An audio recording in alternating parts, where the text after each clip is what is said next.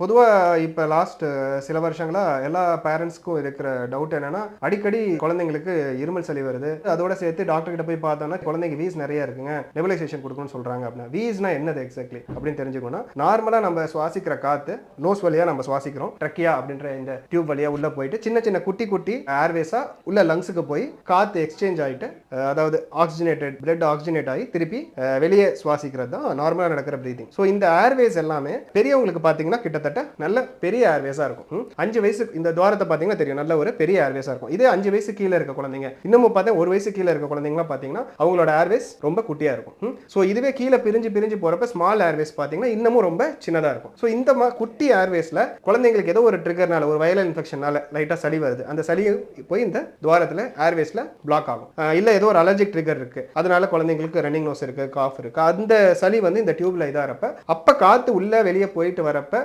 ஏற்படக்கூடிய whistling noise தான் வீஸ்ன்னு சொல்றோம்.